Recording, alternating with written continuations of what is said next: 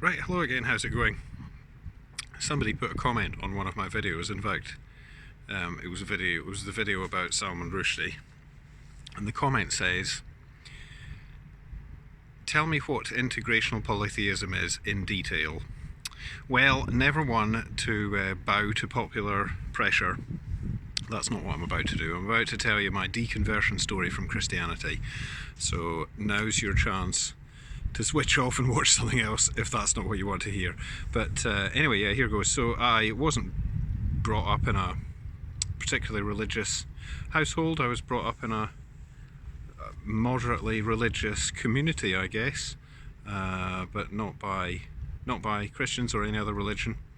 My parents were fairly agnostic. I think my dad was quite atheist at the time, so like he had some bad experiences with Christianity, which I don't know the details of, but anyway, so I never had religion as a big factor except for, Bible stories in school, and they would get the minister in every week to talk to us about religion in the school. I think they teach you about other religions now in school, but at the time they didn't. So anyway, my first real exposure to Christianity was I used to stay for the weekend at my granny's house, my grandmother's house, when I was young, and she started taking me along to church when I was maybe 7 or so, and I would go to Sunday school, while she was in the actual church. And my dad was very annoyed about this when he found out, and he forbade it because, he didn't want me turning out Christian, I guess, because he'd had these bad experiences. But first of all, that's not what you do if you want your kid to stop doing something. And second of all, it really just had the effect of stopping me from going to see my granny as much, so that didn't really work out. So in the end, I just kept going to see her on the weekends, and because what happened was that they basically said to me, oh well, do you want to go, and all of that. And because I said yes, and I imagine I must have said yes because I would have known, well, this is the way to keep going to see granny, I kept going, and that was how I got into Christianity. Now, I wasn't a Christian. They don't pressurise you, or they didn't anyway pressurise me to become a Christian as a child. They just kind of want you in so that it's normalised, and then you'll sort of grow into the faith. And I think that is what kind of happened to me. Now, when Granny died, and she died when I was 9, the day after Christmas Day, it was a big shock to me, and it made me sort of start thinking about religion because of the whole thing of the afterlife, which has always been tied into religion in like the Western world because of Christianity having heaven, I guess. So I thought about that. I'd been to Granny's funeral, and there was an awful lot of she's in heaven now and all of that. So it made me start thinking about it. And my mum became a Christian. She became a Christian shortly after that.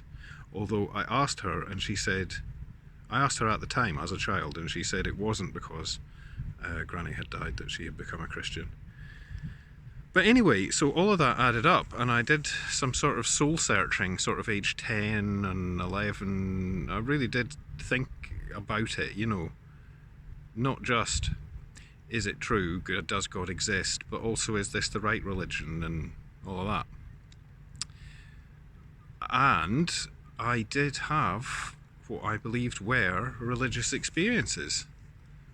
I started going to the church that Granny had gone to, which by this point had branched out on its own, and it had left the mainstream church. It had left the Church of Scotland and struck out on its own as a separate denomination in its own right.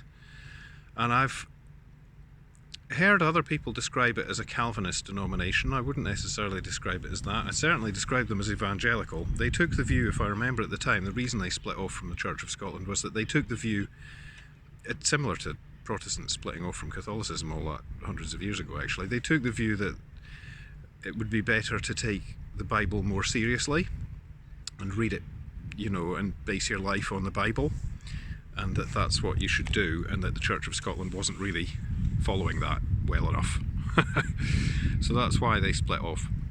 And I started going to that, and those services would last maybe 2 or 3 hours. They would definitely last over 2 hours, between 2 and 3 hours each Sunday morning, and it would be the usual program for an evangelical service, you know. So they start off with the hallelujah singing, and everyone sings together, and it's all very communal, and you know, and there was 200 or 300 people in the congregation at least. It wasn't like, that's the other thing, when I'd been to the Church of Scotland, it's maybe 20 or 30 people all sitting at the back of the church, you know, and loads of empty pews. This was in like a community centre with, you know, you lay out the chairs, and it's like 300 people. So there was a lot of, you know, the usual stuff. Lots of singing, at least an hour of singing at the start, with the programme changing from up music to spiritual feely music and all of this, you know, to sort of, you know, make sure everybody's following the script, as it were. And each week they would give the word. They would have one of the elders or the minister would give the word, and that would last nearly an hour. And during that time they would have youth groups as well as Sunday school. So I was young enough, I would go to the teenage youth group, and I started learning about the Bible through that. And I never fitted in.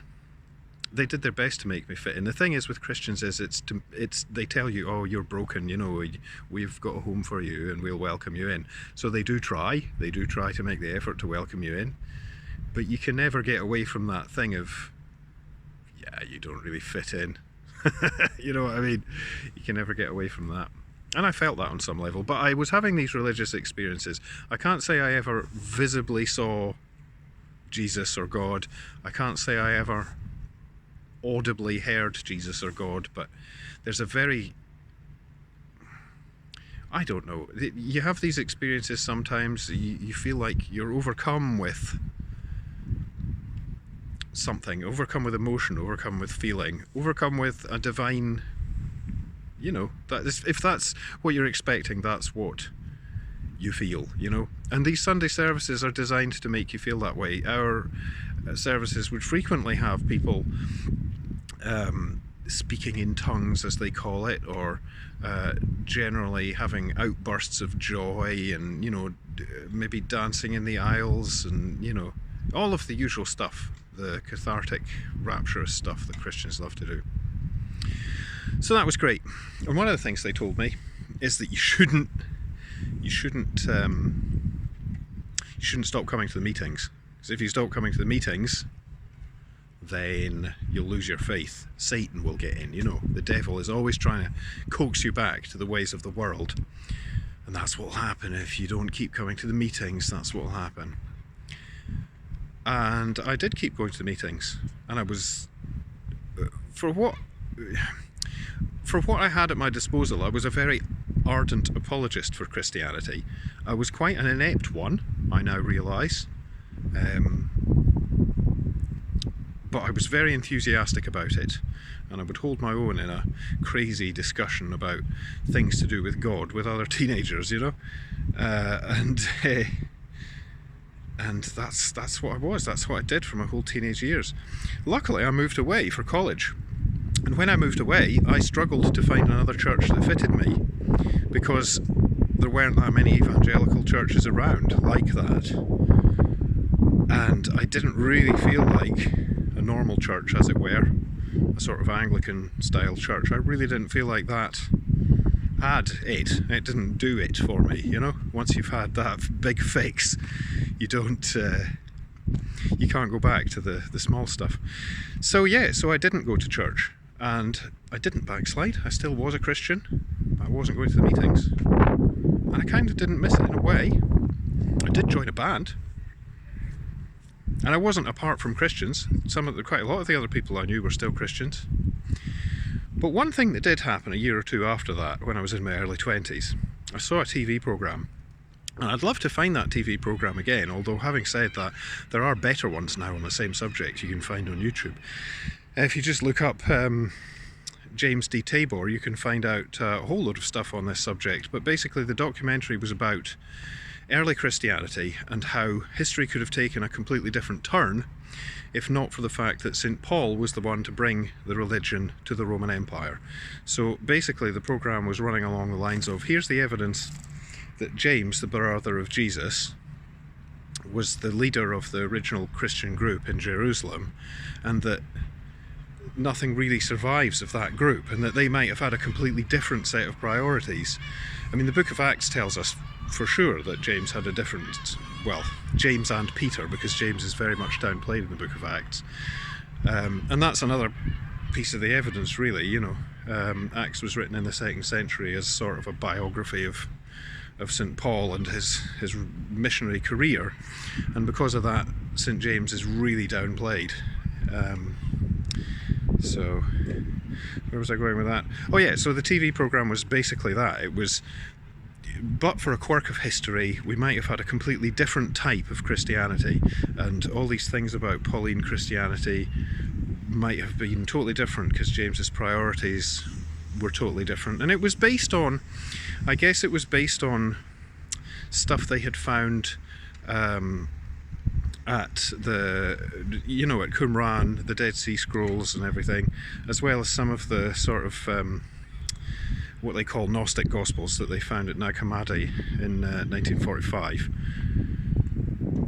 1945 was Dead Sea Scrolls, and 1948 was Nag Hammadi. So anyway, that's the evidence that the show was using, and it blew my mind. I'd never heard any of this stuff before, because it was before we all had the internet in our pocket, and it really made me question my faith. Because I have to say, if you've believed something, to be true that personally, and then somebody shows you evidence saying, oh, well, could have been totally different, that stuff you believe, you maybe wouldn't have believed that. I mean, it really did make me question it. And eventually I stopped being a Christian. It made me question it enough that I questioned the various bits and pieces, and I just went, hang on, no, that doesn't make sense. Because back in the church, you would ask questions and they would tell you stuff, and that would be the end of it. But it didn't make sense if you go away and think about it. And when I think about it, I would think that people were miserable in our church. They tell you, oh yeah, Jesus is the answer. No, I've got Jesus, I'm happy. People were miserable. Some people were well off and happy, and some people were miserable and lost, and nobody did anything about it. Yeah? The only cure for everything was Jesus. So if you had a real problem, everybody pray for, in our house group we prayed for her, and her cataracts weren't so bad, and I don't know. I just, looking back on it, there was a lot to question. And that's my deconversion story. Weirdly enough, I was still a theist. I still was a denier of evolution for some years after that, and that's another story entirely. I did have another eureka moment, or a road to Damascus moment, if you like, on evolution, but that is another story. I did remain a theist. And apparently I remained a theist to this day in a way, because unlike so many ex-Christians, I didn't become an atheist.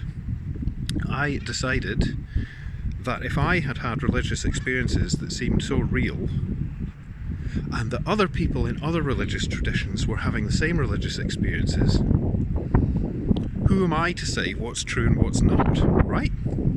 Okay, you got it? So who am I to say what's true and what's not?